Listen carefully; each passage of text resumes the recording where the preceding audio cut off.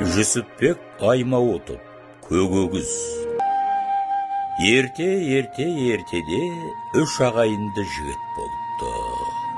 Мал дегенде үшеу ара жалғыз өгіз болыпты. Күндерде бір күн үшеуі жалғызбақ болады. Үлкені Көгөгіздің басын алады, ортаншысы ортасын, кішісі артын алады. Үлкені өгіздің басын, ортаншысы ортасын, кішісі артын бағып жүреді. Бір-екі жыл өткенде Көгөгіз өседі, үлкейеді, үш ағайынды жігіт бірін-бірі көре алмайтын болады. Жылдардан жыл өткенде екі ағасының амандығын біліп қайтуға інісі жол жүреді. Арада екі қонып, ортаншы ағасына келеді. Онда бір күн қонақ болады. Ертеңінде ортаншы ағасын ертіп алып, араға екі қонып, үлкен ағасына келеді. Бірін-бірі сағынып қалған екен, көрісіп, амандасып, қуанысады. Онда бір күн жатады. Келер күні күн қатты жаңбыр болады. Бұлар жаңбырдан ұйықтап жатқанда, аспаннан бір қара бүркіт келіп, Көгөгізді көтеріп алып кетеді. Бұлар Көгөгізді кім алғанын білмей аң-таң болады. Әлгі бүркіт Көгөгізді алып бара жатса, далада жайылып жатқан көп қойға кез болады. Ішінде бір ақ серкесі бар екен, бүркіт сол серкенің мүйізіне қонып отырып, өгізді жейді.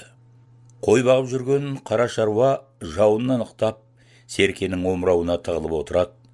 Бір уақытта күн ашылды ма екен деп, әлгі адам жоғары қарағанда, жаңағы бүркіт жеп жатқан өгіздің жауырыны көзіне түсіп кетеді.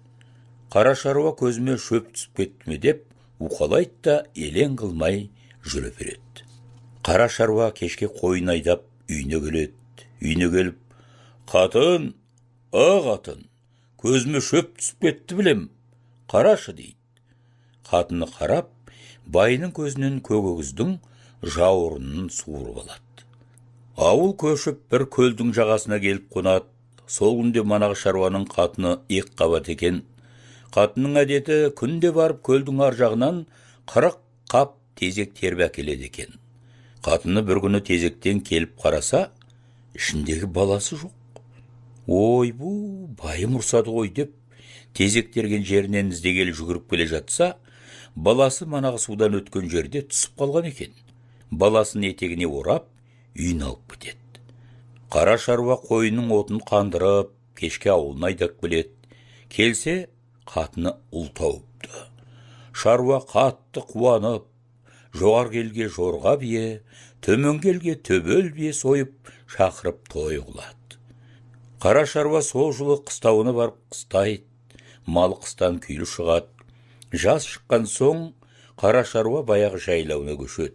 Баласы енді 2 жасқа шығады. Былтыр қара шаруа көшіп кеткеннен кейін оның ескі жұртына бір жау келіп түнеген екен. Жаудың көптігі 300-дей кісі екен дейді. Жерсіз болған соң әлгі жау қару-жарағымен, ер-тоқыммен баяғы қара шаруаның көзінен алып тастаған жауырынның үстінде жатқан екен. Ұйықтап жатса, түнде бір түлкі келіп, жауырынның бір басын кеміреді. Жауырынның кеміңіне қызыққан соң түлкі әлгі жауырынды үстіндегі 300-дей жаумен қабат сүйрей жөнеледі. Сонда көп жаудың ішіндегі бір жігіт, бір елді барып шапқанда осындай-ақ олжа табармын деп, түлкіні атқа мініп қуа жөнеледі. Қуып жетіп, түлкіні соғып алады. Түлкінің бір жақ терісін сойып алады, енді бір жағын сойуға түлкіні ауната алмайды. Баяғы қара шаруа қой жайып жүріп, манағы түлкіге кез болады. Түлкіні таяғымен аударып қараса, бір жақ терісі сойусыз жатыр екен. Түлкінің жарты терісін сойып үйін алып келеді. Қатыны әлгі терін илеп, 2 жасар баласына тымақ пішеді. Пішсе, тымақтың 2 құлағымен маңдайына жетіп, артқы құлағына әлгі тері жетпей қалады. Енді мұны оқушылар ойларыңа жүгірді. Көгөгізді көтеріп ұшқан бүркіт күшті ме, немесе Көгөгіздің жауырыны көзіне түскенде шөп құрлы көрмеген қара шаруа күшті ме? Жоқ, 300 кісіні ер тоқыммен, қару-жарағымен сүйреп жүрген түлкі мықты ма? Әйтпесе сол түлкінің жарды терісі тымақ шықпаған бала мықты ма? Болмаса, 40 қап тезекті жаяу арқалап, көлден өтіп келе жатқанда баласының түсіп қалғанын сезбеген қатын мықты ма? Ең мықтысы қайсы?